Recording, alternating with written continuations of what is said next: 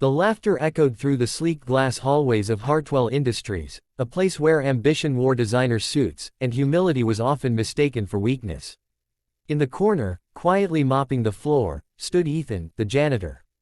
A man in his late 40s, hair dusted with gray, his hands rough but gentle. Few noticed him, except when they needed a mess cleaned up. He had worked there for 12 years, never late, never complaining.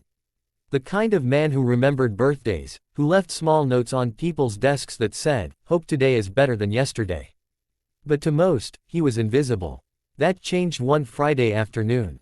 A group of young executives, bored, arrogant, and half-drunk from their after-lunch celebration, began to whisper. "Hey, what if we set Ethan up on a blind date?" One of them joked. "With who?" Another laughed. "Doesn't matter. We'll prank him. Tell him it's someone from accounting. Someone classy." They sent an email, pretending it was from a dating agency. "Congratulations. You've been matched with a professional woman who admired your kindness from afar. Meet her Saturday evening at Bella Luna Café, 7 p.m. sharp." Ethan read the message on the old computer in the janitor's closet. His heart raced, not from excitement, but disbelief. He hadn't been on a date in nearly a decade since his wife passed away. Still, something inside him whispered, why not? He took a deep breath, polished his only pair of shoes, and pressed his shirt twice with an old iron. Saturday arrived. The cafe glowed with warm lights and jazz music. Ethan walked in nervously, clutching a small bouquet of daisies, his late wife's favorite. At the corner table, the young executive sat hidden, stifling laughter, recording the moment.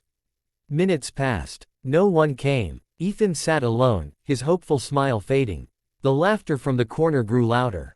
He looked around and suddenly realized, it was all a setup. A cruel joke. The weight of humiliation settled heavy in his chest. Slowly, he placed the flowers on the table, whispered something under his breath, and stood to leave. But before he reached the door, a voice called out. "Excuse me, are you Ethan?" He turned. Standing there was a woman in her mid-40s, elegant yet warm, wearing a deep blue dress and a kind smile. "Yes," he stammered. "I'm sorry, I must've." "No mistake," she said softly. "I'm Rachel." The young executives froze. This wasn't part of the plan. Rachel smiled and sat down. "You don't remember me, do you?" she said. Ethan blinked, confused. "I'm sorry, I don't. I used to work here," she continued. 15 years ago. You helped me once, when I spilled coffee all over an important report. Everyone laughed at me, but you stayed, helped me clean it up, and told me not to give up. That same day, I almost quit my job." She paused, her eyes glistening. "Now, I'm the CEO." The entire cafe fell silent. The executive's laughter died instantly. Ethan's eyes widened. You're Rachel Hartwell," he whispered. She nodded. "And I'm so glad you came tonight. I heard about the prank. I wanted to see you myself." The young men in the corner slumped in shame.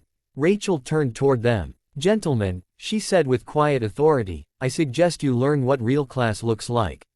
It's sitting right here, wearing a pressed old shirt and holding flowers for someone he thought might see him for who he truly is." She looked back at Ethan. "You taught me years ago that kindness doesn't need an audience. Tonight, let's show them how dignity responds to cruelty." They shared dinner, talking for hours. She asked about his life, his dreams, his late wife. And for the first time in years, Ethan laughed, not politely, but freely, deeply, from the heart. When they left the cafe, Rachel turned to him and said, "I could use someone like you, not just in facilities but in leadership. Our company needs heart. Come see me Monday morning." On Monday, whispers ran through the office. The CEO walked in beside Ethan, introducing him as the new head of employee relations. The same people who mocked him now stood and applauded. Weeks later, a new sign appeared on the janitor's closet door, reserved for Mr. Ethan Clark, Office of Human Values. He never sought revenge, never gloated. Instead, he created programs to help struggling employees, offering them the same kindness he'd shown all his life. One day, one of those same executives came to his office and said, "Sir, I'm sorry for what we did. You didn't deserve that." Ethan smiled. "Maybe not. But sometimes people fall, so others can learn to rise. Let's both keep rising, shall we?" The man nodded, tears in his eyes. And as Ethan looked out over the city skyline from his new office, the sunlight hit his nameplate, not as a symbol of victory, but as a reflection of quiet grace. Because in a world obsessed with power and titles, he proved that the strongest hearts often beat behind the simplest uniforms.